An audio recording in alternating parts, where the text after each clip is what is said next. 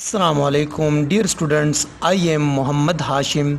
As you know that we have started a topic of capital budgeting.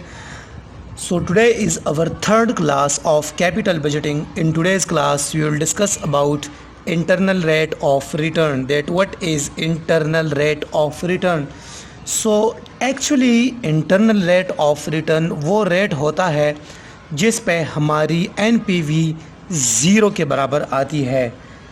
Internal rate of return को find करने के भी दो methods हैं, जैसा कि हमने एनपीवी और कैश पेबैक पीरियड में फाइंड किया था। जब हमारी कैश इनफ्लोज यूनिफॉर्म मिल रही हो, हर साल हमें एक ही कैश फ्लोज मिल रही हो यानी यूनिफॉर्म, तो हम किस तरह कैलकुलेशन करेंगे। और अगर हर साल एक दूसरे से डिफरेंट कैश इनफ्लोज मिल रही हो तो फिर किस तरह कैलकुलेशन करेंगे। सो स्टूडेंट्स, इस लेक्चर में हम सिर्फ वो क्वेश्चन समझेंगे जिसमें कैश इनफ्लो यूनिफॉर्म हो। इस लेक्चर में हम सिर्फ ये क्वेश्चन समझते हैं। नेक्स्ट क्लास में हम वो क्वेश्चन समझते हैं जिसके लिए हमने दो एनपीवी फाइंड करनी हो, लेकिन इस लेक्चर में हम सिर्फ एक क्वेश्चन समझते हैं जो कि यूनिफॉर्म कैश फ्लो के हवाले से है।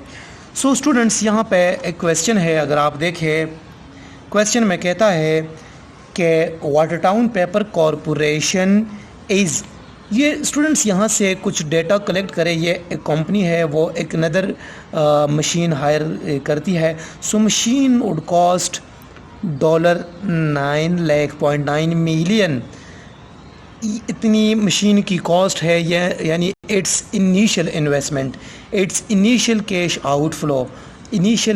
Outflow ICO।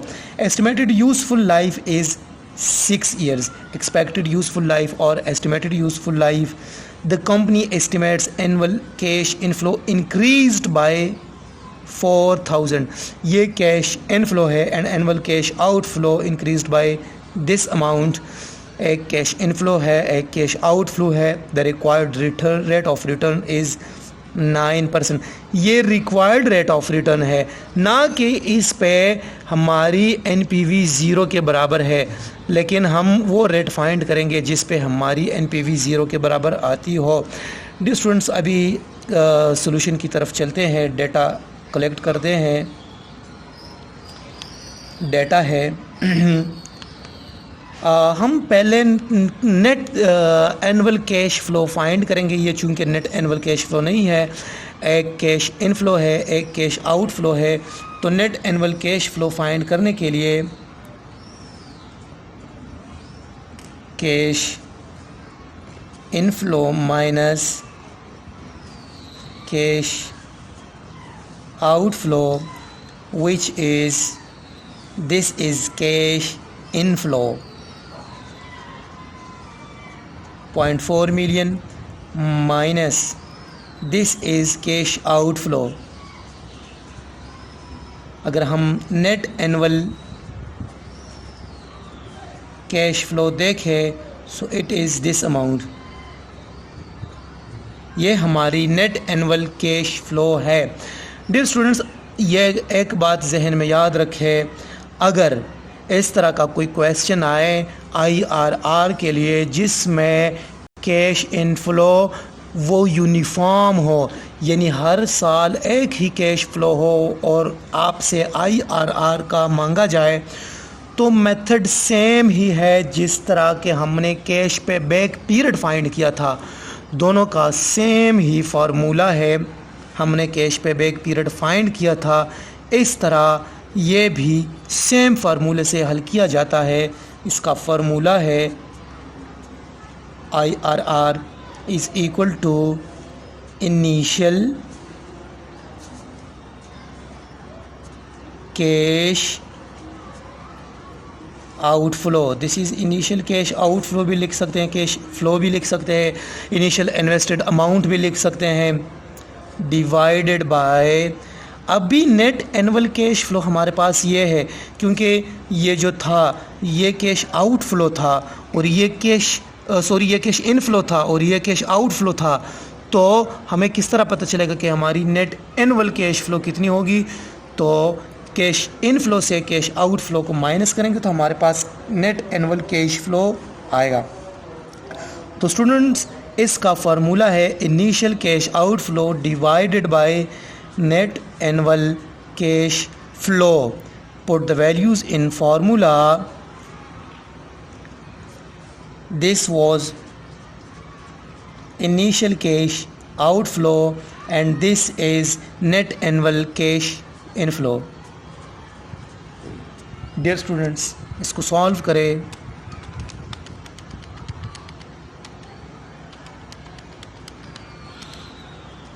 This becomes 4.285. 4.285। Students, अभी इसकी क्या ट्रीटमेंट करनी है?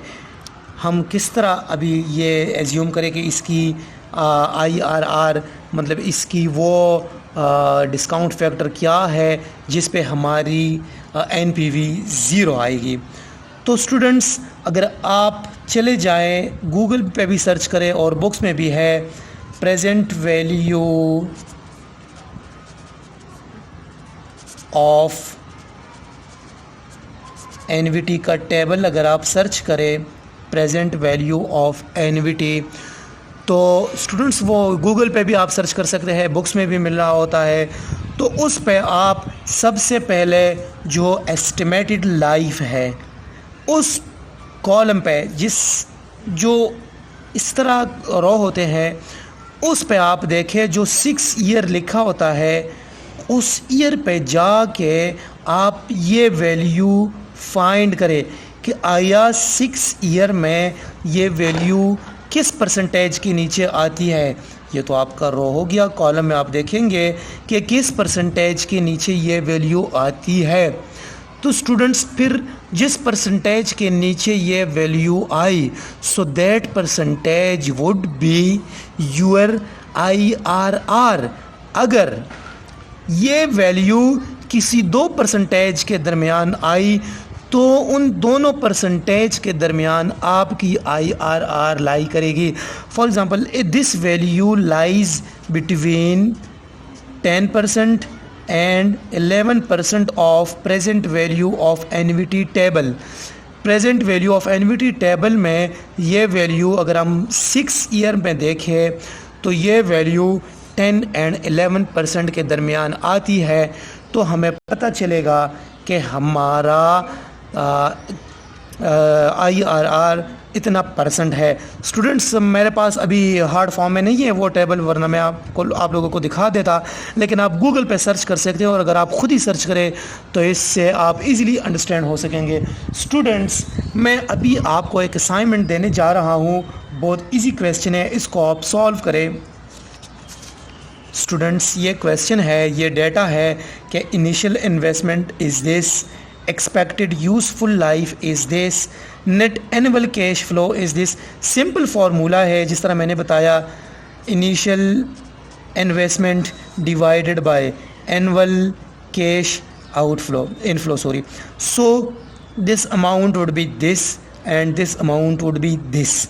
इससे जो भी आंसर आए आप जाके present value of NVT table में आप देखें तो ईयर 7 यहाँ पे ईयर 1 2 3 4 5 6 7 8 9 इस तरह लिखा होगा। तो ईयर 7 के आगे बिल्कुल सीधा जाके आप देखें ये वैल्यू जिस परसेंटेज के नीचे वहाँ पे लिखा होता है 7%, 8%, 9, 10, 11, 12, तो आप ये वैल्यू ईयर 7 पे जाके देखें जिस परसेंटेज के नीचे ये लाई करेगी तो वो आपका आंसर होगा, वो आपका IRR होगा। और मैं आपको एक हिंट ये भी दे दूं कि this is I think 9%। So it was all about IRR। Next class में हम एक क्वेश्चन करेंगे जिस पे annual cash net annual cash inflow जो है वो यूनिफॉर्म नहीं होगा, तो उसके लिए हम 2 NPV फाइंड करेंगे और उसका एक अलग फार्मूला है, उस फार्मूले से सॉल्व करेंगे। Thank you.